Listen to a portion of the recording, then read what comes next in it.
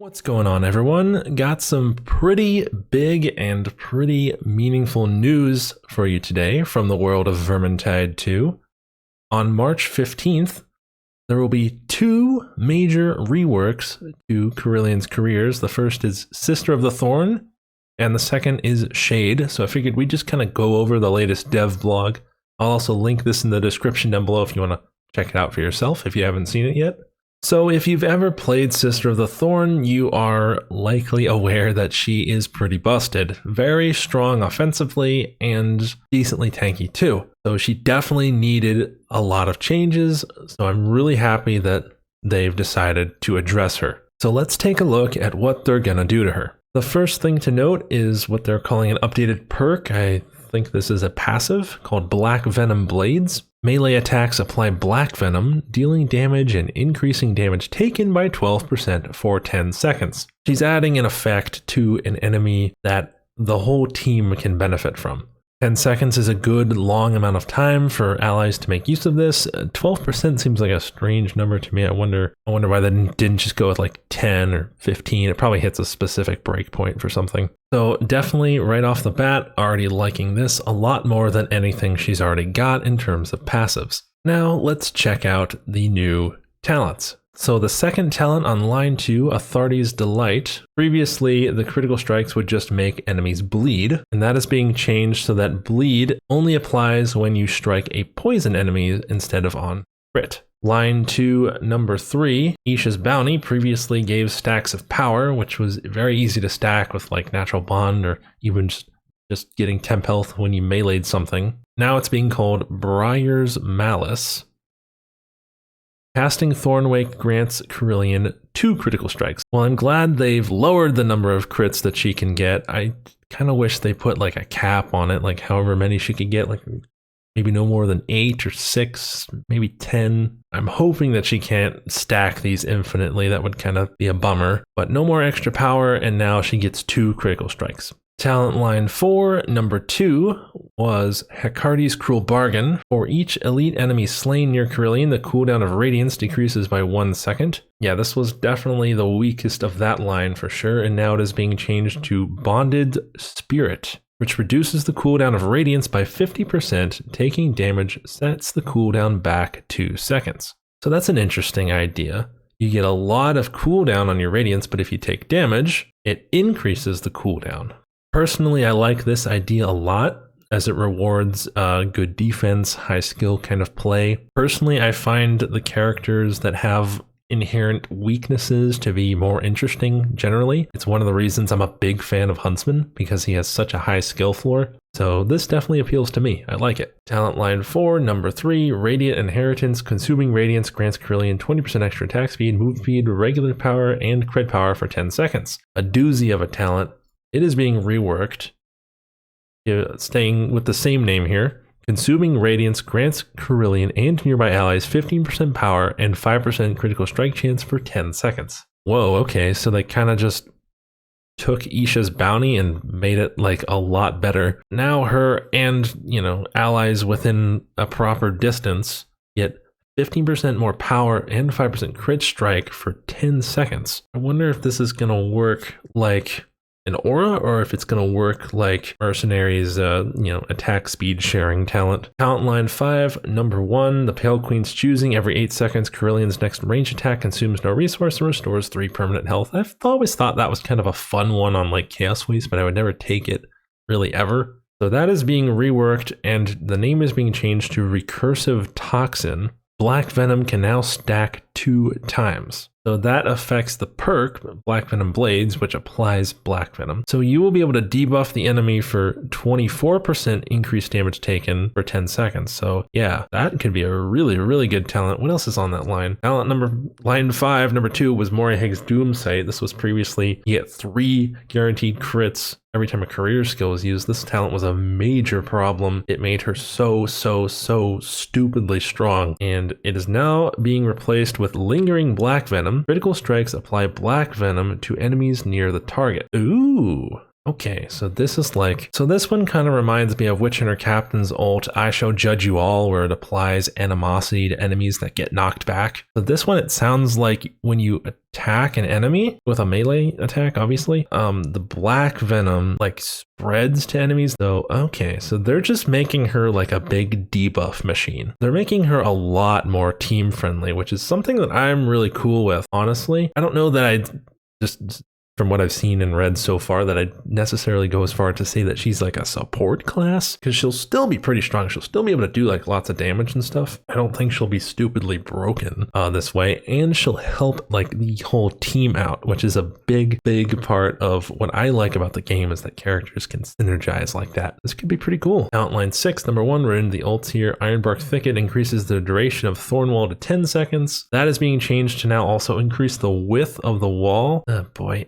See, I never really liked this ult. I really hope that they change how the wall kind of works. I hope it doesn't slow players down when they walk through it. I hope it doesn't like stop your melee attacks. You know, you should just be able to attack through it, honestly. So if this is an even bigger like cock block now, this talent is never going to get chosen. Outline 6, number 2 was Blood Razor Thicket, which is basically just the damage ult. It did a lot of damage and a lot even more bleed damage, and it was stupid, and you could get crits from it. It is now replaced with Tangle Grasp Thicket.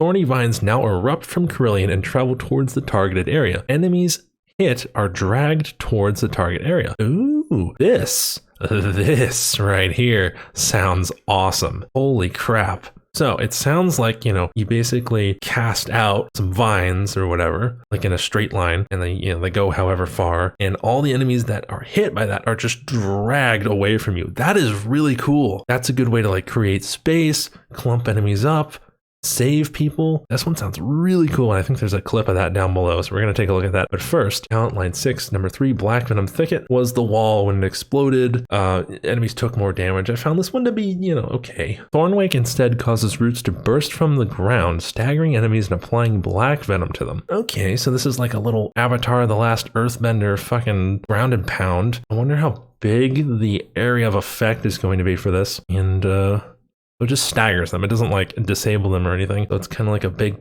strike, and you apply black venom. Ooh, very cool. That sounds really fun. So as you can see, ooh. Oh, okay, yeah. So that's kind of what I thought. It's like a little shockwave, and it makes a nice little wall. And there it goes again. Oh, you can totally push them off. Oh, you can totally push them off. You can knock them off the edge. You can. Wow. Okay, so that's really cool. And now, kind of the big surprise, at least to me, was that they decided to rework Shade. Personally, I'm a fan of them doing this. Shade had a lot of really useless talents that never got chosen, and for primary function, which was like the vanish backstab thing, you couldn't really chain it very easily. And if you did, you couldn't really keep it going very easily without like a lot of luck. So the biggest change comes to Assassin's Blade.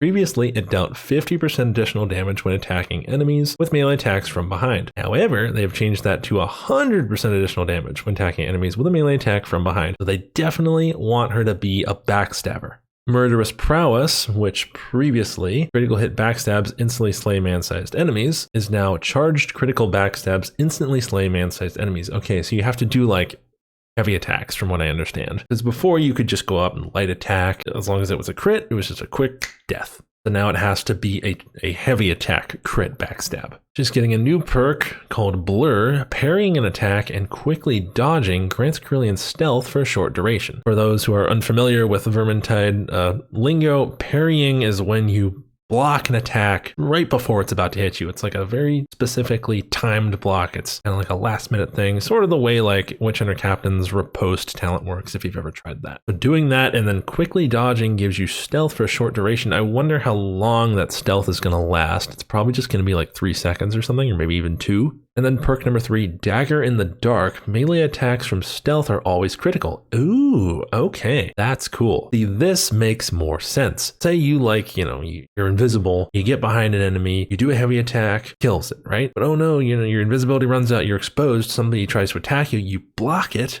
you parry it, and then you dodge backwards, you're invisible again, heavy attack, and it's a crit, so it's going to instantly slay a man-sized enemy. That's pretty cool. Talent line 2, number 3.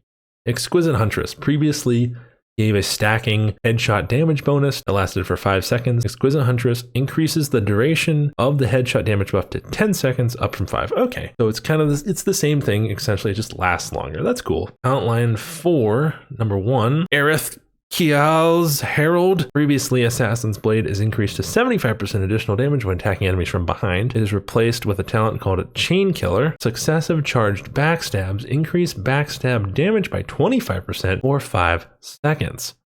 This effect can stack up to 2 times. So you keep pulling off those charged backstabs, you get 5 seconds of 25% more damage. Obviously that can stack twice for 50% more damage. So I like that more than just the kind of Assassin's Blade 75%. I like this because I like this more because it forces you to keep it going. It's not just something you get just for picking a talent. It forces you to play the game actually to get the reward of the extra damage. Okay, talent line 4, number 2, Vanish was a very, very strong talent. When you backstab killed an enemy, you got stealth for 3 seconds. They were replacing Vanish with a talent called Focused Slaying. Killing an enemy with a backstab grants you cooldown reduction for 3 seconds. Okay, I definitely like that a lot more. That is fun. That is it still makes her very strong, but it's not stupid where she just like can go invisible whenever she wants. Getting into the ults here, Cloak of Mist previously had her cooldown reduced by 45%. After leaving stealth, she got 4 seconds of 100% melee critical strike. She did not get the damage bonus, and the first attack when she was invisible was not a crit, so it was not super easy for her to chain Vanish, but still this one was a very, very strong talent, which gave her lots of invisibility. The Cloak of Mist gets replaced with Shimmer Strike. Leaving Infiltrate grants Kerillian stealth for 3 seconds. Killing an elite or a special enemy extends this effect by 1 second. Infiltrate is her career skill, which gives her 10 seconds of invisibility. So after that time of invisibility is up, she gets 3 seconds extra of stealth. And then if she kills an elite or special, it gets extended by an extra seconds. Okay, so that's really cool. So if there's like a patrol, you know, she could theoretically stay invisible the whole time. Shimmer Strike is gonna be like what the tryhards are gonna use to try and stay invisible for like a whole run. You're gonna see challenge videos of Shimmer Strike, you know, invisible for a whole run, shade run, invisible, no damage taken. That's cool. It sounds fun. Definitely a lot better than Cloak of Mist, which was just kind of like way too easy. And then, oh yes, thank God, they're changing Shadow Step, which was just a dash forward. You got the extra damage, but the cooldown was super long. Hated Shadow Step and never used it. Replaced with Hungry Wind. Leaving Infiltrate grants Kerillian 10% movement speed and 15% power with the ability to pass through enemies for 10 seconds. Infiltrate no longer grants the bonus damage. So this is the mobility ult, right? So you get your movement speed, maybe you're running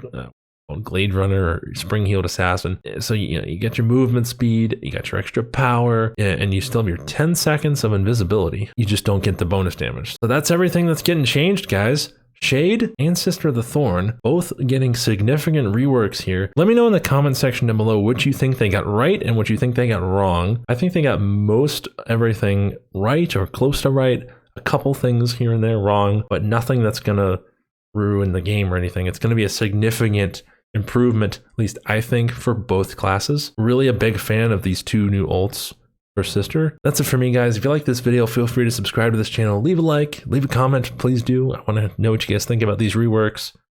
They're coming March 15th, so very soon, not too far away. And yeah, I'll link this page in the description down below if you want to go over it yourself and watch the video yourself. Until next time, guys.